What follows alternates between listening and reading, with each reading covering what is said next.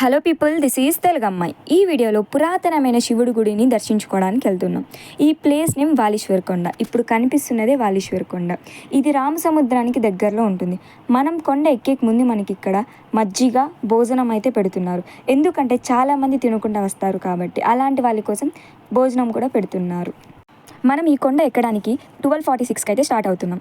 ఎండ ఎంత ఫుల్గా ఉందో, ఇంత ఎండలో కూడా అంతమంది ఈ శివుని దర్శించుకోవడానికి వెళ్తున్నారు. మొదటగా మనకి ఇక్కడ వినాయకుడు గుడి ఉంది. వెళ్ళి వినాయకుడిని దర్శించుకుందాం. ఈ కొండపైన మెయిన్గా దర్శించుకోవడానికి శివుడు గుడి, దానితో పాటు ఒక ప్రదేశం ఉంది. అది అంతాలగంగ. అక్కడికి వెళ్ళాక దాని విశిష్టత గురించి చెప్తాను.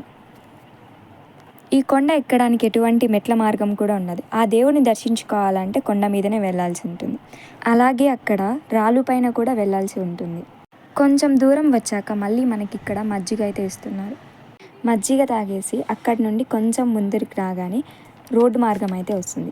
మనం పైకి ఎక్కడానికి అయితే రోడ్ మార్గం కూడా వేశారు. ఇక్కడ అయితే నేను ఒక ఎక్స్పీరియన్స్ ఫేస్ చేశాను. నేను తినకుండా వెళ్ళేసరికి నాకు వామిటింగ్స్, కళ్ళు కూడా తిరిగాయి. సో మీరు ఎక్కడైనా టెంపుల్స్కి వెళ్ళాలనుకుంటే ఖచ్చితంగా తినేసి వెళ్ళండి. అక్కడ కనిపిస్తున్నది శివుడి గుడి. ఇక్కడైతే చాలా బొమ్మల షాప్స్, ఫుడ్ స్టాల్స్ అయితే ఉన్నాయి. మనం ఇప్పుడు చూస్తున్నదే తేరు. ప్రతి ఇయర్ ఇక్కడ తేరు జరుగుతుంది.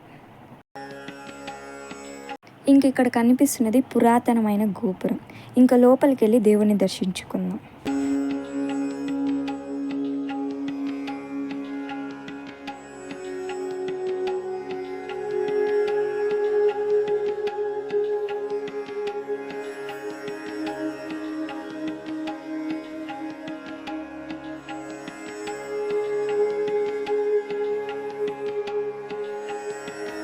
ఆ శివుడిని దర్శించుకున్న తర్వాత మనం ఇప్పుడు అంతాలగంగ అని చెప్పా కదా, అక్కడున్న అమ్మవారిని దర్శించుకోవడానికి వెళ్తున్నాం.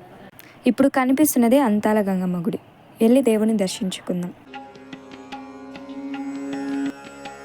అమ్మవారిని దర్శించుకున్న తర్వాత ఇప్పుడు కనిపిస్తున్నది అంతాలగంగ. అక్కడ వాటర్ ఎప్పుడు వస్తూనే ఉంటాయి. ఏదైనా అంటూ ముట్టు కానీ ఏదైనా తగిలితే అక్కడున్న వాటర్ స్టాప్ అవుతాయి. మళ్ళీ అక్కడున్న పూజారి పూజ చేస్తే ఆ వాటర్ మళ్ళీ వస్తాయి.